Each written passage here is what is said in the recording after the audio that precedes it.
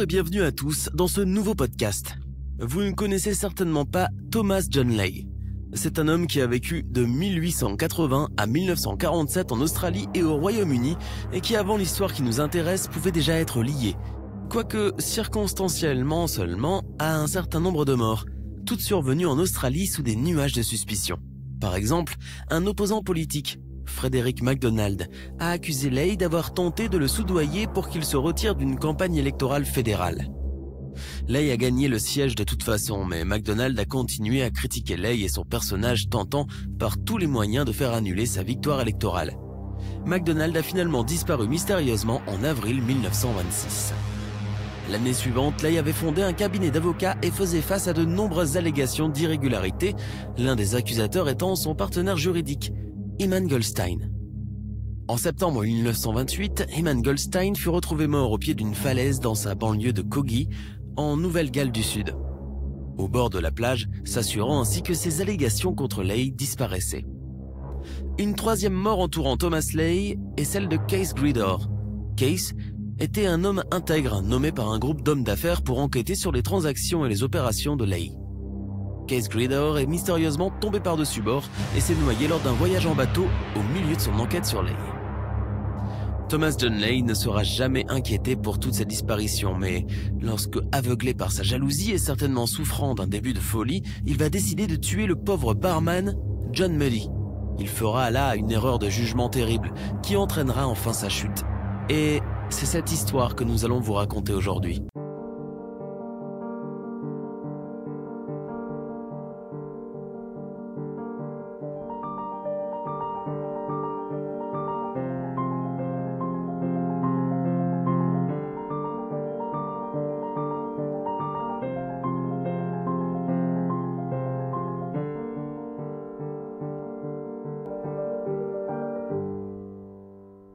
L'ombrageux Thomas John Leigh est né en Angleterre en 1880.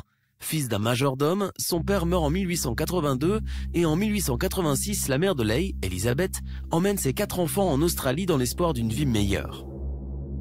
S'installant à Sydney, Leigh fréquente l'école publique Crown Street, mais la quitte alors qu'il a à peine 10 ans pour travailler dans l'épicerie de sa mère, puis chez un éleveur laitier.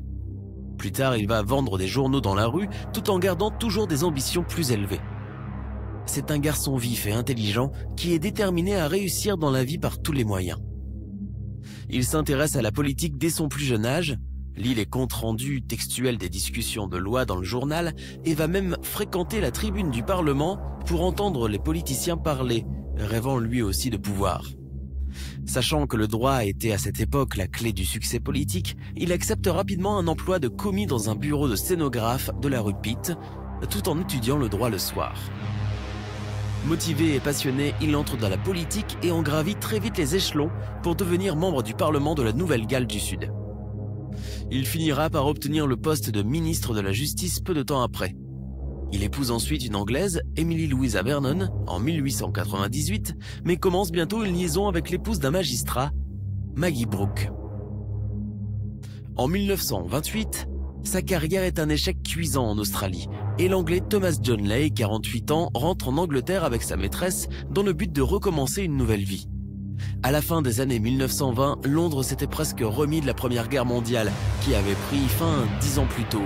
Et avec un peu d'argent en poche, Leigh est en bonne position pour acheter une propriété et se présenter comme un homme d'affaires prospère et digne de confiance.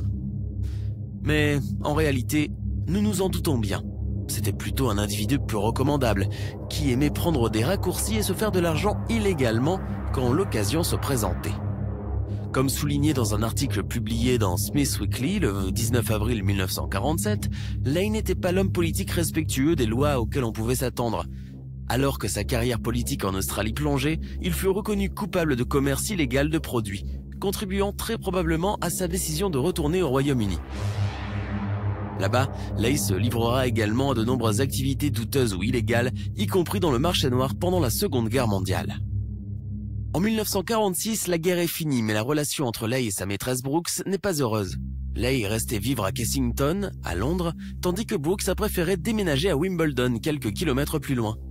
Thomas John Leigh est un homme très jaloux, méchant, envieux et proche de la folie, et Brooke étant loin de lui, ses démons vont se remettre à le tourmenter. Surtout qu'un jeune homme fort, bien loti de sa personne, le barman Jock McBain Muddy, 35 ans, vient de louer une chambre dans la même pension de famille où Brooks a emménagé et Thomas les a vus se rencontrer brièvement dans la résidence. Pas besoin de plus pour que l'esprit étroit, jaloux et un peu fou de Leigh prenne le dessus, et convaincu que les deux compères entretiennent certainement une liaison dans son dos, une rage folle et terrible l'envahit alors et il décide de ne plus dormir tant qu'il n'aura pas tué son supposé rival. Leigh, qui est plutôt grassouillé et en très mauvaise forme physique, recrute alors John William Buckingham et Lawrence John Smith, plus jeune et en meilleure forme, pour l'aider dans son plan qui était d'enlever et tuer John Muddy. Les deux hommes étaient des entrepreneurs qui travaillaient à la transformation de la maison de Leigh et ils n'avaient encore jamais tué personne. Mais Leigh leur dit que Muddy était un homme mauvais qui avait séduit sa petite amie et qui la faisait maintenant chanter. Par conséquent, Leigh leur dit que Muddy avait besoin qu'on lui donne une bonne leçon. Fin novembre 1946, Jock McBain Muddy, le barman, est loin de se douter qu'il vit ses derniers instants. Le pauvre innocent vient d'être trompé et manipulé pour se rendre chez Leigh à Beaufort Gardens, à Kensington. Le jeune homme croit naïvement qu'il va faire le soir là un petit travail de barman indépendant lors d'une soirée cocktail, ce qui lui permettra de gagner un peu plus d'argent. Mais à son arrivée, il se retrouva immédiatement kidnappé et attaché à une chaise. Quelques jours plus tard, le 30 novembre 1946, dans le Surrey en Angleterre, un homme du nom de Walter Coombs rentre à pied de son travail lorsqu'il aperçoit un paquet de chiffons dans une fosse abandonnée. En y regardant de plus près, il est horrifié de voir un corps sous un manteau et informe immédiatement la police. Lorsque la police arriva, elle découvrit que le mort avait une corde et un chiffon attachés librement autour du cou. On aurait dit qu'il avait été étranglé avec la première et bâillonné avec le second. Les papiers dans son par-dessus l'identifiaient comme celui que nous connaissons bien, John Muddy, le barman de l'hôtel Reigate Hill, tout proche. Les investigations ont montré qu'il avait été tué ailleurs et jeté dans la fosse, et le rapport d'un médecin légiste a révélé qu'au cours des derniers jours, l'homme avait été sauvagement battu avant d'être lentement asphyxié. La police mena alors des enquêtes discrètes pendant près de 2 semaines, sans faire aucun progrès.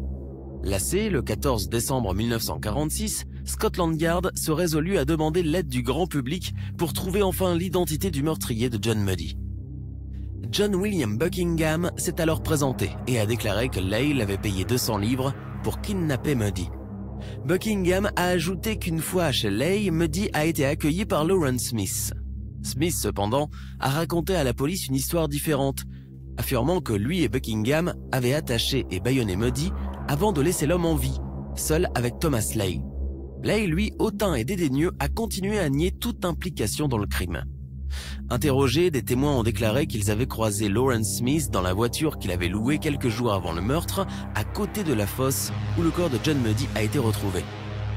Buckingham n'a pu être identifié par aucun témoin et a accepté de témoigner contre Smith et Leigh, tous deux accusés de meurtre. Lawrence John Smith et Thomas Leigh furent jugés tous les deux et condamnés à mort en mars 1947.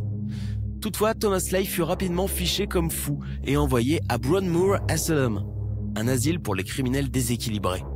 Voyant cela, Lawrence Smith fit également appel de sa condamnation et sa peine fut commuée en réclusion à perpétuité. De Broadmoor, Leigh écrivit des lettres et des poèmes et protesta véhément contre sa condamnation auprès de sa femme et de ses enfants. Il n'eut cependant pas le temps de protester très longtemps puisqu'il mourut de la méningite à peine quelques mois plus tard. On raconte que Thomas Leigh fut le prisonnier le plus riche qui fut jamais emprisonné à Broadmoor. Nous voici arrivés au terme de notre podcast consacré aujourd'hui à l'histoire de Thomas Leigh et au meurtre de John Muddy. Si vous aimez ce genre de podcast, n'hésitez pas à nous laisser 5 étoiles dans votre application d'écoute de podcast préférée. Merci et à bientôt pour une nouvelle histoire terrible.